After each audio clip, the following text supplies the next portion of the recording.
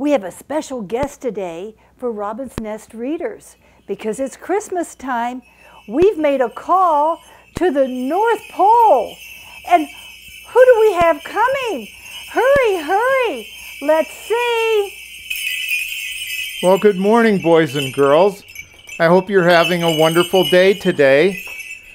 I got a call last week at the North Pole from Robin's Nest readers, and they asked me if I would come down and read a story to you today. And I said, boy, I sure would enjoy that. So when I left the North Pole this morning, I told those elves that they better keep working hard because we don't have much time left until Christmas. And they sure have a lot more work to do, and I'm not going to be there today to watch them work. So when I thought about what story I might like to read to you, I thought it should be my most favorite Christmas story ever, and that's The Polar Express. So I hope you will enjoy this. On Christmas Eve many years ago, I lay quietly in my bed. I did not rustle the sheets. I breathed slowly and silently. I was listening for a sound a friend had told me I'd never hear, the ringing bells of Santa's sleigh. There is no Santa, my friend had insisted, but I knew he was wrong. Late that night, I did hear sounds, though not of ringing bells. From outside came the sounds of hissing steam and squeaking metal. I looked through my window and saw a train standing perfectly still in front of my house. It was wrapped in an apron of steam. Snowflakes fell lightly around it. A conductor stood at the open door of one of the cars. He took a large pocket watch from his vest, then looked up at my window. I put on my slippers and robe. I tiptoed downstairs and out the door. "All aboard!" the conductor cried out. I ran up to him. "Well," he said, "are you coming?" "Where?" I asked. "Why, to the North Pole, of course," was his answer. I took his outstretched hand and he pulled me aboard. The train was filled with other children, all in their pajamas and nightgowns. We sang Christmas carols and ate candies and nougat centers as white as snow. We drank hot cocoa as thick and rich as melted chocolate bars. Outside, the lights of towns and villages flickered in the distance as the Polar Express raced northward.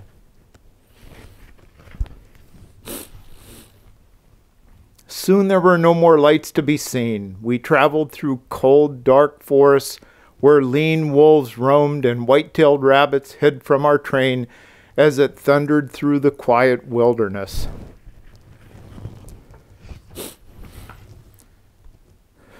We climbed mountains so high it seemed as if we would scrape the moon. But the Polar Express never slowed down. Faster and faster we ran along, rolling over peaks and through valleys like a car on a roller coaster.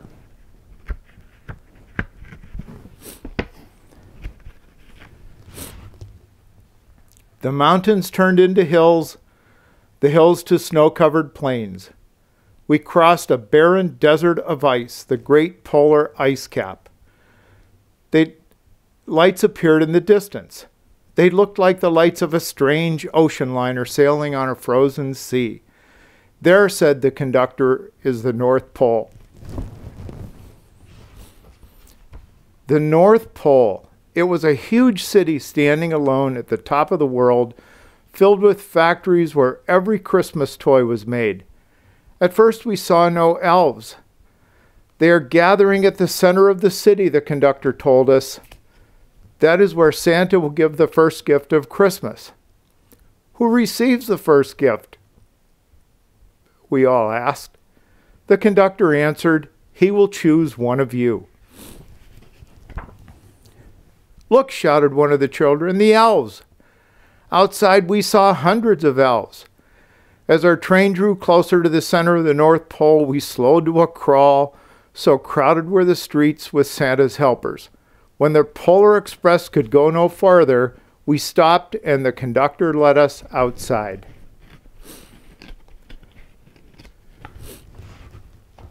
We pressed through the crowd to the edge of a large open circle. In front of us stood Santa's sleigh. The reindeer were excited.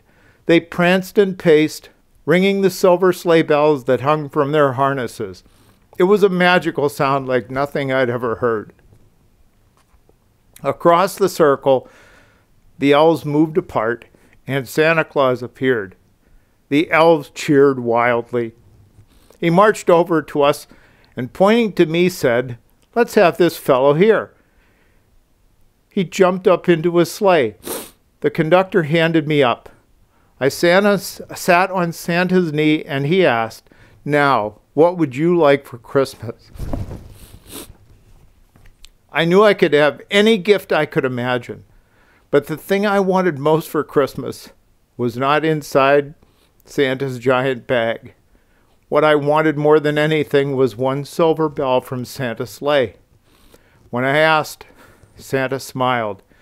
Then he gave me a hug and told an elf to cut a bell from the reindeer's harness.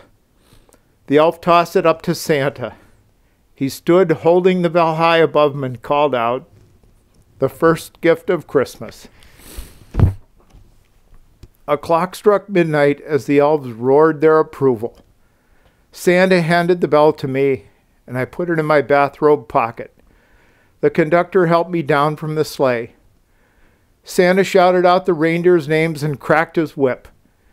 His team charged forward and climbed into the air. Santa circled above us, then disappeared in the cold, dark polar sky.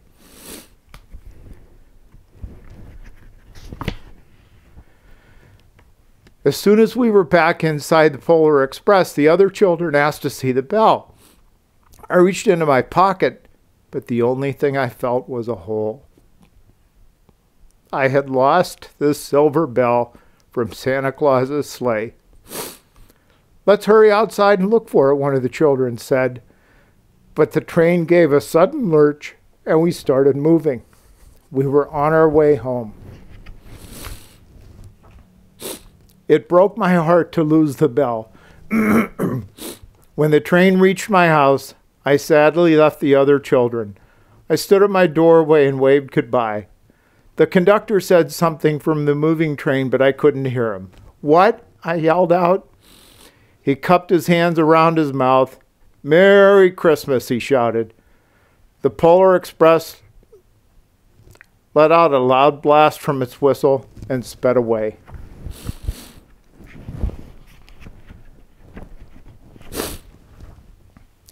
On Christmas morning, my little sister Sarah and I opened our presents. When it looked as if everything had been unwrapped, Sarah found one last small box behind the tree. It had my name on it. Inside was the silver bell. There was a note. "Found this on the seat of my sleigh.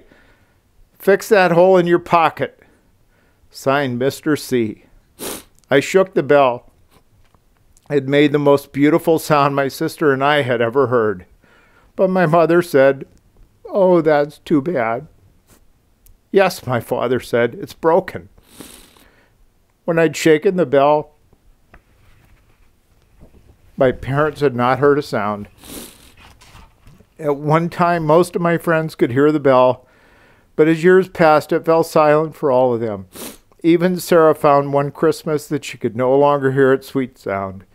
Though I've grown old, the bell still rings for me as it does for all who truly believe. Well, boys and girls, I hope you enjoyed that story, and I still can't read it without crying, so I hope you have a Merry Christmas. Thank you.